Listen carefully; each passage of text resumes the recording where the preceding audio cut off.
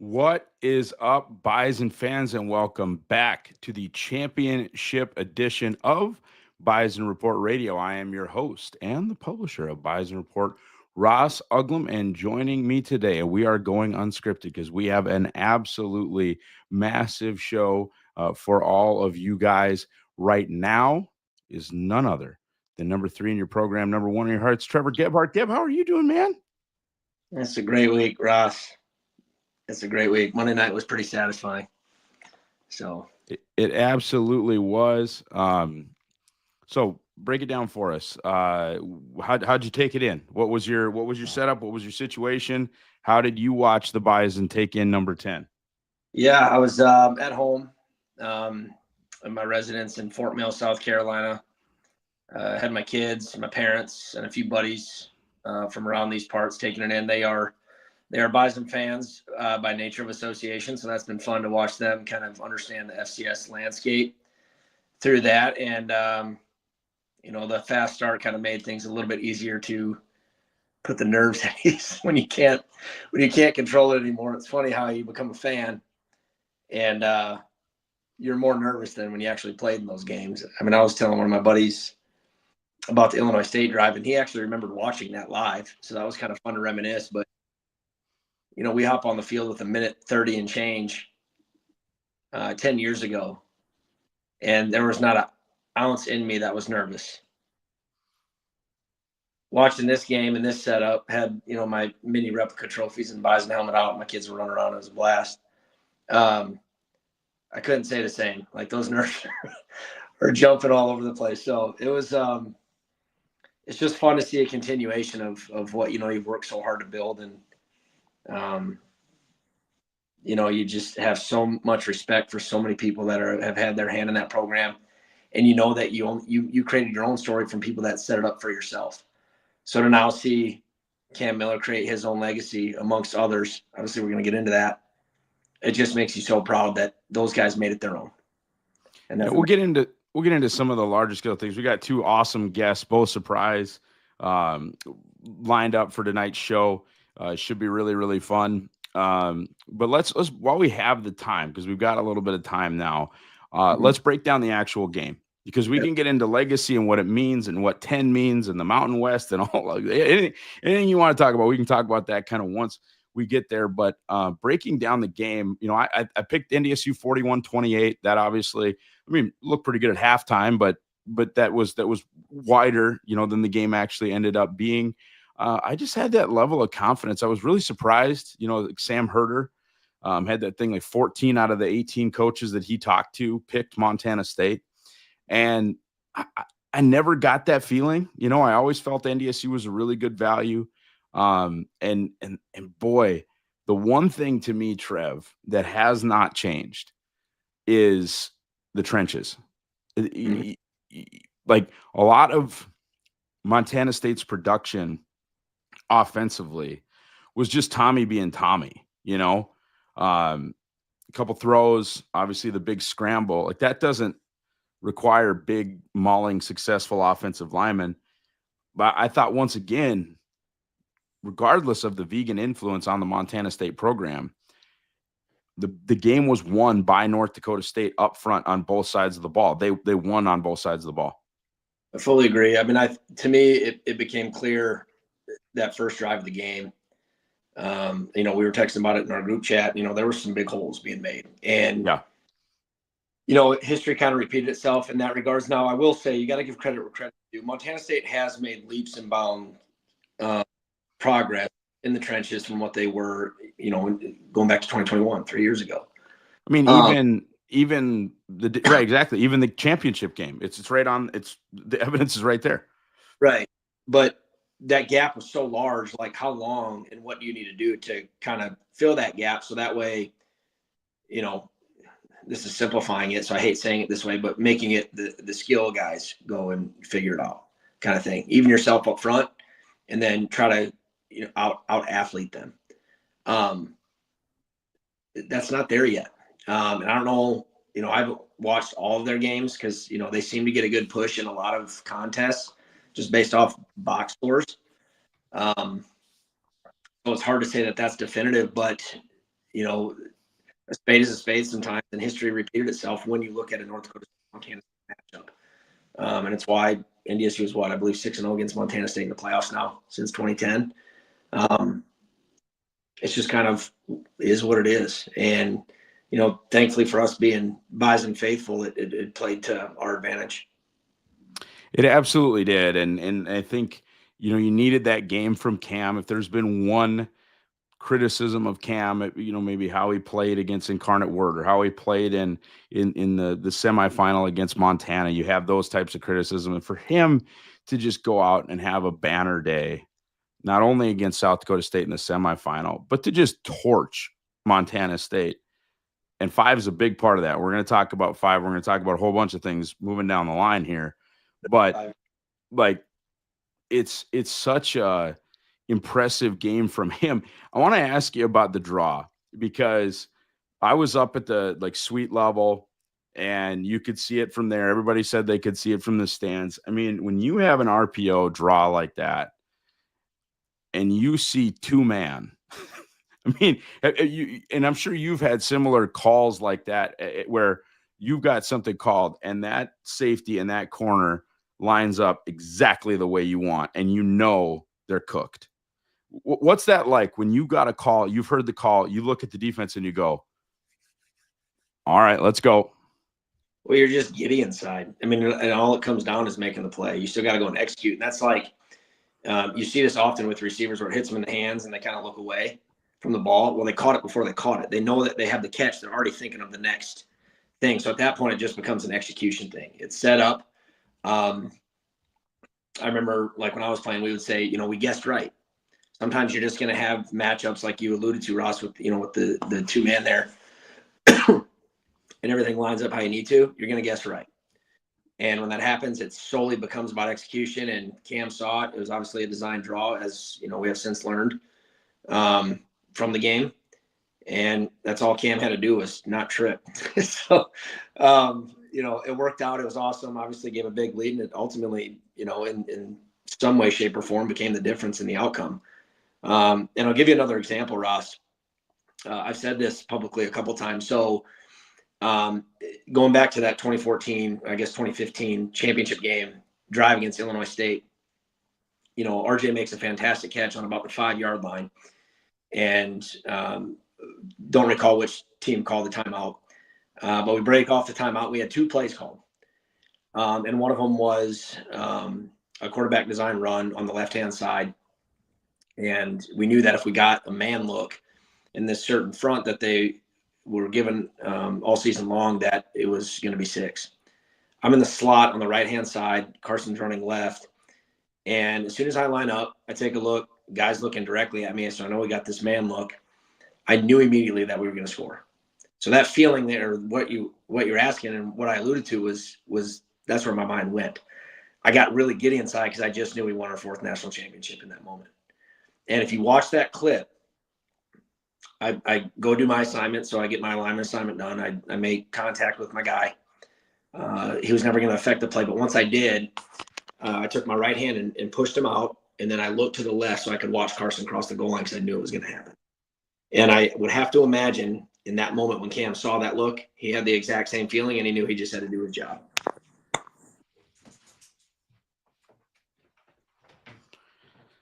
Yeah, we talked about that, or I talked about that a little bit. Just happened to chat with a couple of guys after the game, and it was like, you almost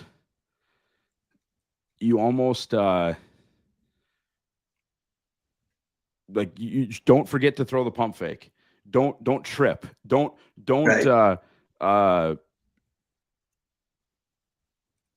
Right. just don't. Football's so difficult that when something is presented to you that is so easy, just don't, like guys dropping wide open touchdowns, like a dude that would get an awesome grab in triple coverage like you at Colorado State, and then you run a 12-yard in cut and there's nobody home and it just bounces off the 3 and hits the turf. You know what I mean? It's like, just don't do the don't do the dumb thing when it could not possibly be easier for you. That's exactly it. And you see it all the time. I mean, guys get ahead of themselves and you forget to execute the basics. Thankfully the ball only needed to touch one person's hands, and I think that made things a little bit easier. Defensively, and of course things didn't go probably the way they wanted to in the second half, but I thought the game plan was really, really good. And man, you talk about the bugaboo for the last 3 years, tackling. I thought they tackled so well, man. I tell you what, we talked about Ryan Jones, and I thought that was the best we've ever seen of Ryan Jones for 60 minutes. They got guys on the ground, and that was like the one thing, right, that folks would have been concerned about. I guess one question. I almost cut you off there, so I apologize. Yep. Okay, I'm going to cut you off. Trev, I'm going to cut you off. Okay. You want to know why? Why? We got a special guest. Who's coming? Well, Trevor must be the head football coach at North Dakota State University. What's up? Got me loud and clear? We hear you loud and clear. We're all great. You got the vest game is strong. I like that. Yeah, it's a new item for high school recruiting. There we go. You still do high school recruiting. Yeah, absolutely. Beautiful vest. Coach, first of all, thank you. Obviously, this is tremendous. And what a man cave setup. I'm loving this. Holy cow. Trev, we got to get the invite. First of all, you got to come, back home ever. Yes, I know. We'll make that happen here soon. So I got to ask you, Coach, has it sunk in? And when did it sink in? Like, obviously it was Wednesday, 5:00. You're getting off the field at 9. When does it when did it just sort of hit you? Like, we did what we set out to do. It's been really interesting. I would say 4 or 5 weeks. And Trevor probably knows where I'm going to go with this a little bit. I don't know if you remember in a couple of press conferences, I said, man, I haven't had anxiety. I haven't had to fight anxiety. I never would want any player I've ever coached to feel pressure from a coach's situation. I really ultimately believe that no matter what, we would play really hard. We would play detail oriented. It would take somebody making a few more plays than us to beat this football team as together as we were. And so I guess when McFeely asked me after the game, like, is this at all a surprise? I didn't really have a good answer for him. The job got finished the way that Bison finished it. And then, like, immediately as a coach, you're starting to think about, okay, what's next? What's coming? We're going recruiting. Like, you just really, I don't know how to describe it to people. I think the fans know how to celebrate a win better than us. It's just, this is 365 days a year. And so it has set in. It's set in because I'm going to go deliver a message to high school coaches that this is how we're doing things. This is how we're going to improve. And so it's a joy to go out there and sell that you're number one. And that's where it settles in. What happens now? Because I know you put out this tweet that I thought was really interesting where you said, hey, 26 is, we're still playing ball. Like, we'll get to you, but you've got 5 days here, portal retention, right? You've got, to sort of re-recruit your own guys. There's a celebration aspect of the whole thing. I would assume at some point after winning an FCS title, there was a little bit more of a relaxation. There can't be relaxation now. No, and I don't know that there maybe 5 to 8, 10 years ago, there was relaxation right after the season because there were certain windows and things. There's just not. So we're built to handle that. But I can tell you, like, when we get to February, we're going to take longer weekends and to enjoy what we've done and continue to try to improve it. But what's next, quite frankly, for us is, you know what? I'm going to go tonight and I got to go and shake some hands with some people. We got to continue to try to raise money for this Green and Gold Collective. A bunch of our guys are getting hit up. And I want to try to provide as much as we can for our players without, ever crossing any lines. But following that, or continuing to do that, it's high school recruiting. The next Thursday and Friday of each of these weeks, we're going to be out hard in North Dakota, or that's where I'm going to be. And then we're really focused on the upper Midwest. And then later in January, we'll go out to all of our areas and recruit high school kids and get their attention and try to get them on campus for, I believe there's 2 Saturdays in a row of junior days, and then we'll have a Friday junior day this month. And that's been more aggressive than we've ever been before. But January is now the new spring. So outside of high school recruiting, my focus right now is connecting with our guys, fielding their phone calls, and then obviously we're just continuing to try to ride this momentum wave that we need very desperately. We need to continue to grow our green and gold collective. Coach, I know I texted you after the game, but definitely want to reiterate how proud I am. And I know we experienced that feeling in varying capacities with you as running backs and special teams coordinator, and then, OC your first year back. So just, personally very cool to see, and just want to congratulate you. Something that I kind of noticed at surface level, and it's probably easier for me to digest, having been in that locker room, a common theme that I noticed the guys talk about is they talked about how close they were a lot. It seemed like it came up in every interview. What did you notice like right away coming in about that, and how that kind of transpired to the end result of being on that stage in Frisco? Yeah, I know in the past we've been a tight-knit group because it's about development. It's about everybody doing the work. I'm thinking about your groups. I'm thinking about other groups in the past. And that was real. I have no doubt about it, right? Like the camaraderie grew over time, this togetherness. I think with this specific group, in general, they dealt with a head coaching change. They dealt with coordinator changes. They were really forced to galvanize together as a team, right? As players, as leaders. And then I would also say I probably challenged this group more than any other group I can remember being challenged at NDSU, that we were going to be a player-led.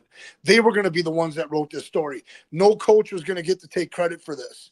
And I challenged the group to write a great story. And part of that challenge was that they were going to need to bring the team together, because a lot of our guys hadn't recruited these guys. I knew some of them, but it was going to have to be player-led, Trevor. So therefore, I think they just answered the bell. And that's why there's a unique tightness about this group. It took a very, very galvanized group there in December to come together and say, we're going to do this. Well, Coach, or go ahead. Sorry. Well, more of a comment. It just kind of, you equate your own experiences to it. To me, that says like that's a very mature group. And it's like kids can come to that place and develop into those type of men where they can have all those changes, the evolving landscape, the coaching staff evolution, and they can still go and accomplish that because of the type of culture and the type of identity that they have with the program. So it's fun again to see that that's their own story, like you alluded to. Yeah, Coach, I had an opportunity to have Gene Taylor on the pregame show when we kicked things off, and him and sort of the architecture. You're so close with Craig. What did it mean just to see the impact that like your guys' early work has had on FCS football and football in general, when you've got the head coach across from you worked with, Brent Vegan, like that's a Bison through and through. So are you. Then Matt Entz comes to watch his son. Chris Kleiman comes to watch his son. Gene Taylor comes to watch his son. And just the impact of all those accomplishments that you and Trevor made kind of in that first run. And it's almost defining the subdivision, or it's at least defining the top end of the subdivision and what kind of your guys' legacy is. I mean, that part of it had to have been cool. Well, I think it's cool, and it's an honor to be part of it. I would also echo right along those same lines. I think we've elevated North Dakota State, whatever the years were, we elevated how people in our region have to think about facilities, how people have to think about their fundraising, how people want to build their football teams, knowing how we got there. I think we've elevated some of that stuff as well. And then I don't think the coaching tree's done. I think there's names like AJ Cooper who won't be viewed as an up-and-coming guy. I mean, he's coaching the linebackers now. He's got a chance to be a coordinator. The things that Jake Dicker is doing, Brent Vegan's phenomenal. Matt Entz. I mean, you named a few.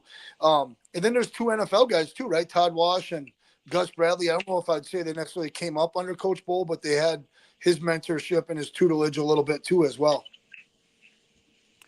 I know we talked about like the team concept, and you guys are all about the team, but a quarterback sometimes becomes a representation of his team. And you speak in terms of legacy specific to quarterbacks. I thought this was a massive year. Like, yeah, if things had not gone the way you guys like, Cam Miller still has really great statistics and he has a championship ring and whatever. But for it to end like that for you guys was great. But for it to end like that for him, borderline Disney movie, right? Like that was just such an incredible way for it to end for number 7. And what was kind of your relationship with him? Obviously only knowing him kind of really for a year, but just his sort of stature within the program history. And like I said, just you couldn't have written it better for him the way that it happened.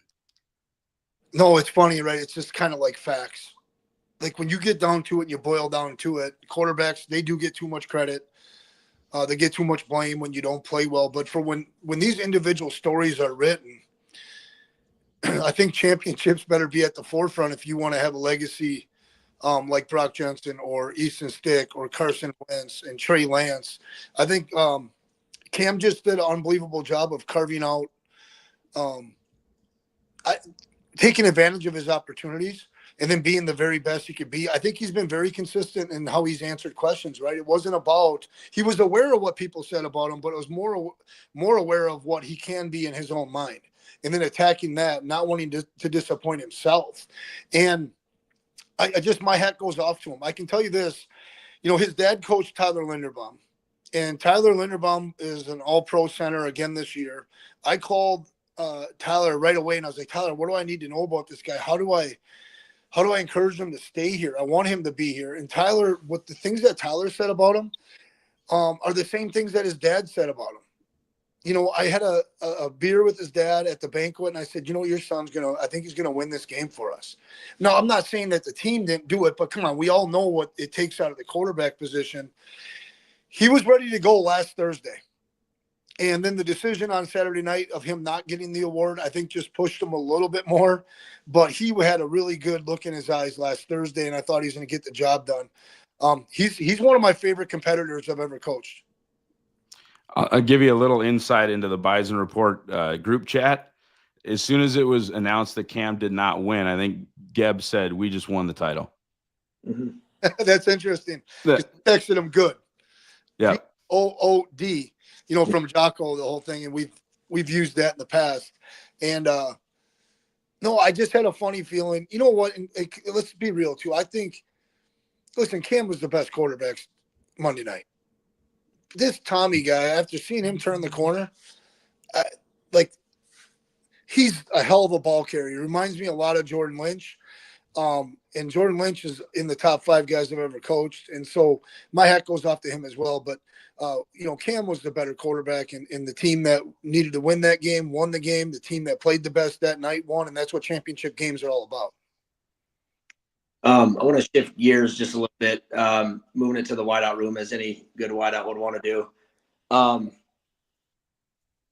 Pretty obvious direction I'm going to take this. How about that number 5? I mean, like, what did you see from Bryce when you first got on campus that maybe kind of planted the seed or kind of started, like, because I loved what you said. I think it was in the post game of Monday night. Like, sometimes kids just need someone to believe in them. I thought that was tremendous. And for me, looking at that with Bryce, I think that was the biggest difference. And I think that was encapsulated perfectly. So what did you see that kind of brought that belief? Well, I was watching winter workouts. I'm starting to scratch my head. Like, okay, this guy moves around pretty good. He's here on time. He laces his shoes up properly. He has great intent. Okay, that period of time goes on. You know what that's all about, right? February and March and some January in there. Then I'm watching him play, and then I made a decision myself. You know, hey Jake, you know we're gonna give this guy some opportunities. And I told Bryce, you know, I think on practice 3 or 4, I said I think you're going to be an all-league, all-conference player. Now, Bryce himself just stepped through the door and you know, with all the opportunity and just kind of capitalized on it. But honestly, it was the size. He caught the ball fluidly. The one thing he didn't do very good last year in the spring was he wasn't very good after run after catch. And I thought he immediately started working on that. I brought that to his attention. I was like, this guy's pretty purposeful with how he approaches things. And so we need to do we need to see Bryce Lance finish his career as a Bison, and I think that's a real possibility. But he's getting hit up. I mean, I'm sure of it, or I don't know for factual, but like you just assume, guys are getting contacted that are really good players, and I'd like to see Bryce, finish next year on even a bigger note. Maybe 80 catches, another 1,000 yards. Maybe we can get him to 20 touchdowns. Whatever. Bryson's got a bright future. I really like his smile and the way he works. We got someone in the comments here who'd like to know who's going to throw the ball to Bryce Lance next year. I think we've got two really good options. I think Cole Payton, stayed the course during his injury. He's running really well right now. He's actually back throwing for 2 weeks. He beat the schedule and he looks sharp. And then I really think it could be like one of those blessing in disguises, right, for the program. Nathan got to be the backup for 6, 7, 8 weeks, and his progress and the way he's moving forward is really remarkable. I'm really encouraged by his arm strength. I think he's an accurate passer, so getting his feet in the right position and all the fundamental things Randy will work on is going to be big time. But I would anticipate, Cole battling with Nathan, but maybe holding him out. I'm interested to see how that goes. They're going to lift each other up. I know that, and we'll see how the whole thing shakes out. Want to transition again, and we'll let you go. I told you how much time we'd have in. We'll let you go when I said we would. But we talked about Bryce. I think he's the most obvious one. Like, I'm not going to make you comment on that, but this NIL situation, the Green and the Gold Collective, just obviously without getting yourself in trouble. What can you say about that? I know both yourself, Coach Richmond, Coach Collins, anybody else really view this, and I think it's right, as this is about retaining quality athletes at NDSU, not necessarily an enticement thing to go out and get a kid, but like you said, having Bryce Lance finish his career here and those types of things. And just like I said, kind of giving you a platform to speak on this without getting yourself in trouble. Yeah, no, the reality is, we were on national TV 2 weeks and then another regular season game. I mean, the coaches at the high levels, when they're not playing, they got people watching. The reality is there's a million ways. I'm not concerned about tampering. It's just, you don't even need to tamper. You can get through agents now, work different angles. Our best players are most certainly dealing with that stuff.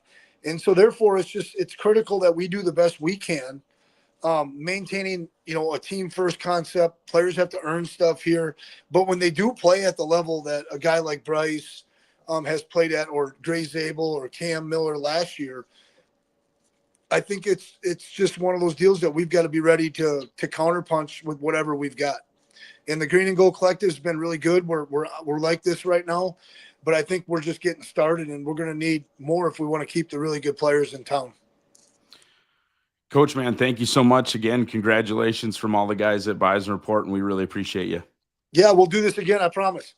Sounds great. Thank you, guys. Good to see you, Coach B. You bet. Thanks. You heard that, Gab. He said he promised. We're going to hold him to that. This is recorded. Yeah, absolutely. We mentioned this was unscripted because it's just such a jam-packed show. We've got guest questions. We'll get there. We will. But right now, how about special guest number 2? Folks, it's Valley News Live. Devin Fry, the sports guy. What's on, brother? What's happening, fellas? How are you guys doing? We're great. Feeling good? We are. What a generational run you were on. Man. Sitting by yourself on planes. That was great. It made the travel back so much better. And I left DFW at 5 a.m. I had nobody next to me for 2 seats, which is unprecedented, absolutely unheard of. Had nobody next to me on the seat next to me from Detroit to Minneapolis as well. I flew from Minneapolis to Fargo on the smallest plane of all time, so there was no chance of getting that empty seat on that one. But man, the way back, I'm going to tell my grandkids about that. That was an incredible experience. That's awesome. Speaking of an incredible experience, we haven't really talked about. We want to get to it, but haven't really talked about kind of this season on a broad scale. And have you had time to kind of reflect on that, because you've been here for a while, obviously working, as the weekend guy when Beth was here, and now you're the man. You're the man. But like just not necessarily where it ranks, but kind of your vibe this season. Because for me, man, this one, and it could be recency bias. I mean, 100%. but like this one's pretty special. You go get the Rabbits twice and then go win the whole thing. This one was pretty special. Yeah, this one sits really highly. Of course, I've only been in sports for down here for 4 years. So, I mean, my sample size is much smaller than other people who may be covering this team. But it's been it was an incredibly fun year. And I think Coach Polasek helped with that as well, just how much energy he brought into the table right away. And like, I was looking forward to those press conferences every week because he had something that was going to go crazy on social media every single week. And so the energy that Coach Polasek brought, the storylines going into the year and how they all played out, it just made it a lot more fun for from my coverage perspective. I, of course, look forward to college football for every team that we have here every single season. But for this Bison team, specifically the storylines that were coming into the year, and to see them all pay off the way they did, especially you mentioned the games against South Dakota State, the Colorado game to open the year that feels like it was 4 or 5 years ago now at this point, and then to end it all with a national championship. And then the characters in it, Cam, Coach Polasek, it was an incredibly fun year. And my mother-in-law texted me yesterday. She goes, "So what happens now?" She didn't quite understand that NDSU season was just over after the national championship. But I was like, I sleep now. I rest until football starts. Yeah, men's and women's basketball. That's what happens now. Yeah, exactly. David, something I want to pick your brain on real quick because I can only get a little bit of a sense through the television, and I've heard it talked about a few times. What was it like with the Monday night environment? Kind of different atmosphere there, and then as well as kind of the contingent on both sides and what you saw. Well, I was leery about it just because the coverage aspect of it. I've just been used to the weekend aspect of covering things like when we have that game that day, when we send stuff back and whatnot. But we have a lot more shows on Monday than we do on a Saturday or a Sunday. And so we kind of had to figure that out a lot more. And so I was just kind of personally worried about that. And then I just didn't know how the experience would compare to it being on a Saturday afternoon. It was very, very cool. The nighttime environment with the fireworks made it more special. It was just a really, and then also the national spotlight aspect to it too. It just felt bigger with it being a Monday night game, and it obviously being the only show in town for the entire country made it feel really, really cool. I love the Monday night. I hope they keep it moving forward, selfishly, because also my coverage for the weekends made it a little bit easier when everybody was available to talk. And so I liked it a lot, and I'm hoping that they keep that moving going forward. I mean, it paid dividends on the ratings. I don't remember the exact number, but I remember it being huge. So I liked the Monday night, and it seemed like a lot of people liked the Monday night as well. Right. I'll be the first to admit, and I even told the group this, like, I was anti Monday night FCS. Yeah. Completely biased to my own experiences because I was like, okay, game was done at 2 p.m. Central Time. Yeah, Fargo and celebrate. That different type of environment, that bigger time feel you alluded to, and then plus the numbers behind it. Well, that's what the dollars behind it. I think it's here to stay. Yeah, no, it was awesome. And then, like, of course, the negative part of that is the game's over at 10 p.m. And so now, A, how much celebration you're going to get in that night. B, some of us had to fly back at 5 a.m. So it's by the way, reports on that are plenty. Yeah. The late night aspect of it. early sources are saying it went fine. Oh, good. I'm glad. I was so worried that would be an issue down there. I, of course, am unfamiliar with any such things, but allegations would be that it went fine. Right, definitely. I had to turn down a lot of beers in the tailgate lot. That was my biggest challenge of Monday, was having to say no as many times as I had to. But fair enough. What are you looking forward to in Nashville? I'm interested because I think I'm going to take the opportunity to do the practice run, and I don't mean that as disrespectful to Tennessee State, but it was just 52-3. I'm excited because I've never done Nashville. So I'm excited to go down there in September or late August, whichever one it is, and sort of get a feel for everything so that when we go potentially down again. Sort of have a handle around things. Although I will say that first trip to Frisco was fun as a fan, because it was like, I wasn't at Bison Report yet. It was so new. You had no idea what to do, where to go. Everybody's just calling each other like, hey, I found this bar, or we're doing that, whatever. But it'll be fun for Bison fans to sort of get a trial run in Nashville. And then, if this team is as good as we think it might be, what are you looking forward to in Nashville, Dev? Well, I like new places, frankly. I love travel, and I've never been to Nashville either. And so I'm also, as you could probably guess by the general shape that I'm in, I'm a big barbecue guy. And so I'm thrilled to try different regions of Southern food as well.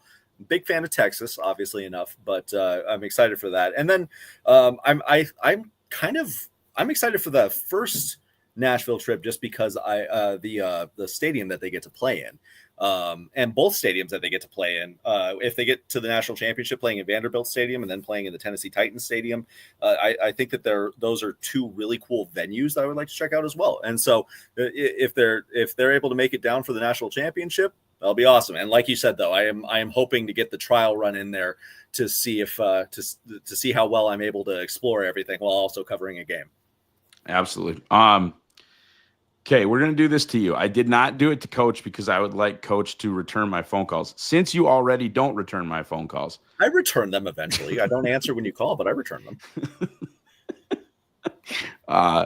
Okay, I'm gonna start this with Division I, because I'm gonna get screamed at about Jeff Bentram and Arden Beachy and all other such things. Division I. No cheating, so no fifth guy. Division I, NDSU quarterback Mount Rushmore. Go Devin Fry. It's just four of the most recent, really. That's kind of where I'm at on it. Obviously, I was an outsider looking in for the majority of this. I was at Mayville State during Carson's run and the beginning of Easton's, and so I think, quite frankly, you could, I guess, disqualify if you wanted to move Trey down. You off the Mount Rushmore, you could say that it was just the 1 year and then the one game. But I guess if you want to, if you were to just put me on the spot, I would go Carson, Easton, Trey, and Cam. I think Cam has moved himself up there, and I think that that's the big debate, I guess, going forward, is whether or not Cam is up. I think he is, personally, especially when you consider the growth throughout his career and what he was able to do this past season. I put Cam up there. But yeah, those are my four. Put me on the spot immediately. But again, outsider looking in, I obviously also have the recency bias. But no, I'm putting Cam up there. Fair enough. We'll get into this. I don't know if this is the time for Trevor and I to get into this right now. Mm-hmm. You've of course left off his quarterback. Number 16. He'll be in the George Walker because he's number one. That's fair.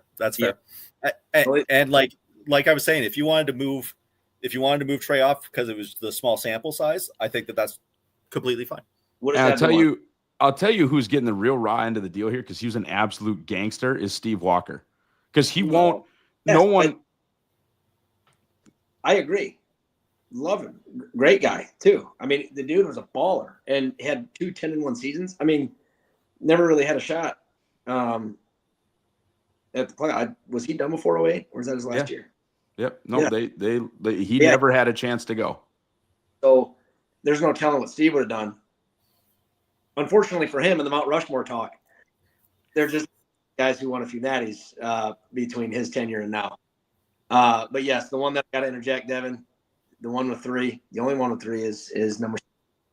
That's fair. I put him up there too.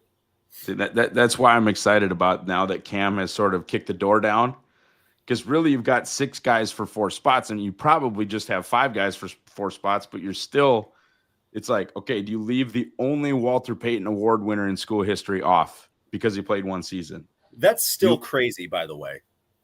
I know, but then Payton. It's like, okay, do you leave Cam off? Well, how do you leave the number 2 pick in the draft off? Well, how do you leave Brock off? And that whole thing is why it's fun. But Dev, we're gonna let you go. because we're on a little bit of it, not a huge time limit. We're on a little bit of a time limit, and we've got a couple of fan questions that Geb and I need to get to. But it was a blessing to see you, and glad you're home safe, and hope that fatherhood is treating you well.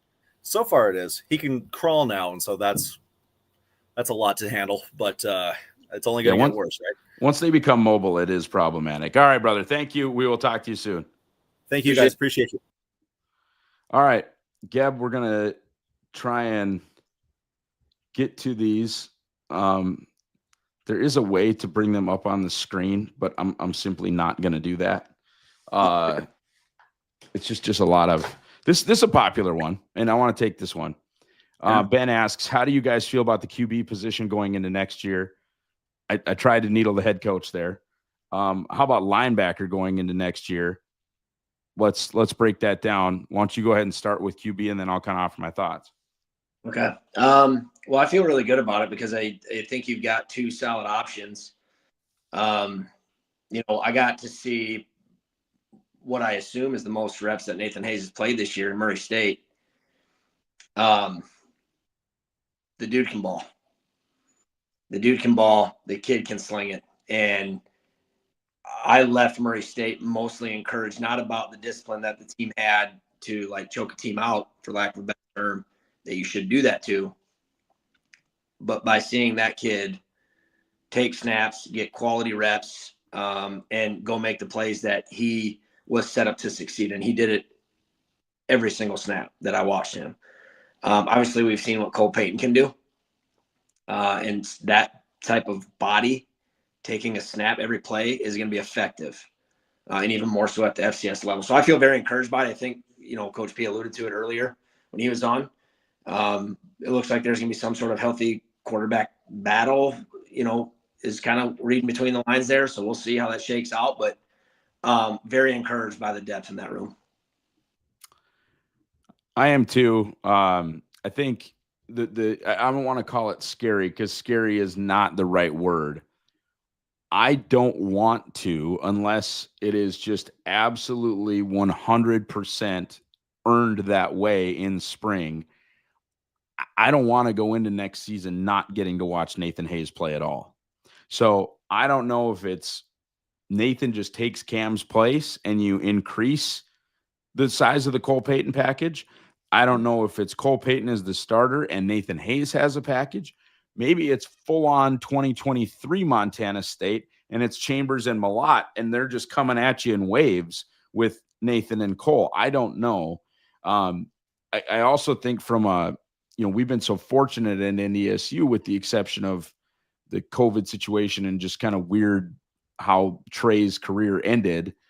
But, right, multiple year starter in Brock, multiple year starter in Carson without the hand injury, obviously. But then, multiple years of Easton, should have been multiple years of Trey. And now Cam has been there, I think, since the Reagan administration. It's like, do you want to just hand the whole offense to Cole Payton and come right back the next spring and hand the whole offense to Nathan Hayes? And then I think that would even be it for him. So you would hand the whole offense again on to the next guy. Do you want to have a series of one-year starters?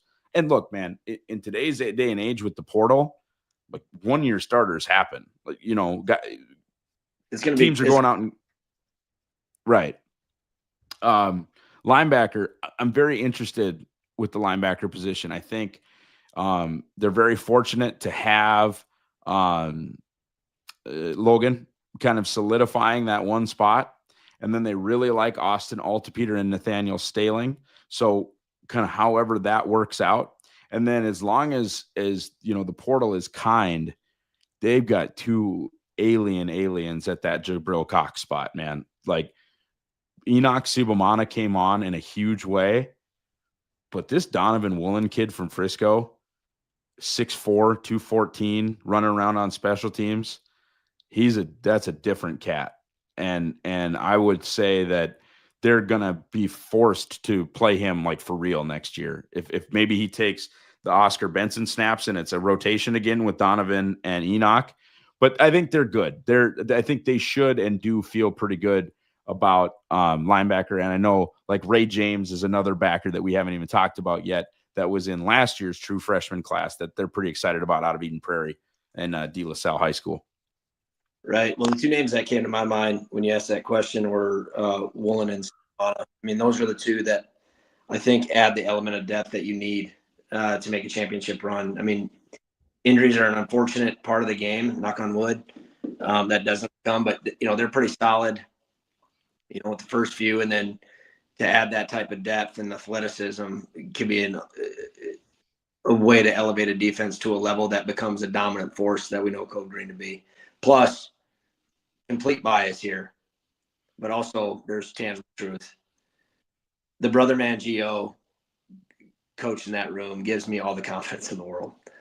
I've just seen that man work since we stepped on campus together in Fargo in 2010. And I love him dearly. He's a great friend. I know how good of a coach he is. I know how much he puts his heart and soul into this program. I think things will tend to shake out very well because kids respond well to that type of leadership. And I want to give two shout outs, and one of them's a linebacker and one of them's not. For Nick Kubitz, after Luke Wirtz's back injury, to just grab that Mike job and just take every snap after being in a rotation for 2 years and just say, you know what, Luke can't go. I'm the man. And we lost Nathaniel. The depth behind me does not exist. I am the Mike. And to play the way that he did for the last month was unreal. And the other kid who's not a linebacker that I feel like needs a special shout out is Hunter Pontius. I said this to the group chat. For a 6'8" tackle who is a extra point block specialist, basically, to come in cold, and not only, and basically he was the backup right tackle, by the way, to come in cold and switch sides of the line and positions and to play guard at 6'8", period, is simply difficult. And to save the team's ass in that way, do you remember a false start? Do you remember a blown protection? Do you remember one time being like, man, Ponch whiffed that block? No, he just came in for 3 of the biggest games in school history and was that dude. And that's after basically 6 years of riding the bench. Freaking shout out Hunter Pontius. That was unbelievable Bison pride. He's the Bobcat boogeyman, I'll tell you that much. He's going to give them nightmares for years to come. That's just a testament to the culture and the type of program that North Dakota State has. And he's part in it. He deserves all the credit in the world. Your text was so funny about Ponch. You said he just ate class. I thought that was so good. So fitting, so true, and definitely ironic hearing about the type of individual that he is. He's just a teddy bear off the field. So kudos to him. Riding off in the sunset in that way, I'm sure was awfully satisfying for him. Dave in the chat here said PFF grades. I'm going to do both the film breakdown and the behind the numbers for the national championship game. Got holidays and kids and business I'm trying to get up and running and stuff. And I think we got film up after every game, but maybe not inside the numbers. We'll do everything. Plus our way too early preview is coming as well. We're going to have a lot of stuff coming up soon, so I won't go through some of that now, but I will get into it in the behind the numbers. Last one, and then we'll kind of wrap things up here. Gab, how much should NDSU do in the portal, or is it kind of a wait and see who leaves? So right now, they got a defensive tackle from UMD, and they got a corner from Texas Tech who had some crazy offers coming out of high school. I think that one makes sense, right? You're losing Marcus Shepard. Is a senior at the cornerback position. You've got Jalen Duffy had kind of a scary, like that. You get into head and neck injuries. I don't know anything, but you just never know. You always want to be deep at corner, and to get another corner that isn't 18 years old, I think was a good thing. Other than that, they were after 2 different defensive ends that I know about. Owen Ostrowski did a little interview with us. He ended up going and playing his brothers on Stepsis's staff at UNI. So he's going to go play for his brother at UNI or play on that team. And that would be the one thing right now with Dylan Hendricks graduating and Shaka Rokes graduating. Like they want to get old in the defensive end room a little. So they will probably continue to pursue that. But then it's just like, whatever happens, right? If you lose a Bryce Lance, maybe you're interested in the wide receiver room, right? If you lose, that's my opinion, is if they suffer a significant loss somewhere here in this little 5-day window, then when the second portal opens, they will maybe go look to replenish that, right? If a Marty Brown, okay, well, maybe we're looking for a 4th-year back somewhere in the portal, either a drop down or a Division II All-Star type of deal. That would be my guess. Yeah, I mean, FCS is kind of a unique spot when it comes to portal transfers, because you obviously have to be proactive where you need to backfill certain spots, whether it's an injury to graduation and you need to fill, a 22-year-old body with a 22-year-old body in the front 7. I mean, those things are, to me, are fairly easy. You just go get what you need to get. Outside of that, you're almost kind of in that hurry up and wait, because you got your all-stars that could get poached and you don't know what you need to backfill from that standpoint. Do they stay? Do they go? And then you can't really be proactive, because, okay, now you take away a scholarship from a kid you could bring in and develop that you feel really good about in, a couple of years. So I don't think they need to be overly aggressive, but they definitely need to backfill those couple spots you alluded to.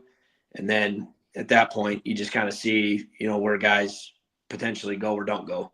And hopefully it's the latter part of that equation, is that they don't go. I guess we'll wrap up here, Geb, by just kind of your overall thoughts on the season and the direction of the program, just what Coach P has meant, and the excitement and the energy kind of reinstalled into this program. And anytime you say something like that, it sounds like you're dumping on the staff before him. But hey, man, it had been since 2021. Bad stuff had happened the last 2 years. You know what I mean? So just kind of your thoughts on everything and then moving forward. I think for this particular group, because I want the focus to be on them, definitely proud and grateful, I think, are the two emotions that come to mind. Proud that, like I said earlier in this, that these guys truly made this story their own. I mean, it is such a landscape in college football. And if you're not an Alabama, Georgia, Ohio State type program, you're kind of subject to a trickle-down effect. And when that happens, things can change in a heartbeat, where kids can make decisions to leave because it betters them and their family. And Coach P has said it a lot, that this group, it all started when they made a decision to stay. And they did it for the program. They did it for their brothers. And nowhere within that did they necessarily do it for themselves. There is an element of that, but that's not at the forefront of that equation. So that makes me super proud to see, because, back in my day, aging myself with making that statement, you could certainly transfer. It still happened, but it was much more difficult. And you would buy into the brand and the culture that you were associated with, and you would make the most of it. And we certainly had a great tenure there. And now it's so much easier for kids to go make those decisions only for themselves. And they decided not to do that. And the benefit is they got to go win a national championship together, and that'll be their lasting legacy. So that makes me super proud. The other part is so much gratitude, Ross, because, this whole thing with this program starts way back in the 60s. And everyone, like I just talked about, this group made it their own story. Having had a hand in what this has become at the FCS level, you can't help but feel that this is a continuation of that, because it's all kind of bundled together. And just being ever so grateful that I got to be associated with that. So that's why I say very proud and very grateful. And the other thing that I want to say, this isn't a dynasty. It is a full-blown empire. You have 10 national titles, and the next two closest programs, Georgia Southern and Youngstown State, have a combined 10 themselves. North Dakota State stands alone in the North Stratosphere. I don't even want to hear it referred to as a dynasty anymore, because it's not. Yeah, it's the most impressive run, I think, in the history of college football. We obviously have biases that are known, but you just don't see what this has been, and the future is super bright. We'll get into some of that later. But as I mentioned, I have a commitment at 6. It is 5:59. So thank you, Geb, for your time. Thanks to Coach Polasek and Devin Fry. Thanks all of you for spending this season with us at Bison Report. Have a great rest of your week. Go Bison.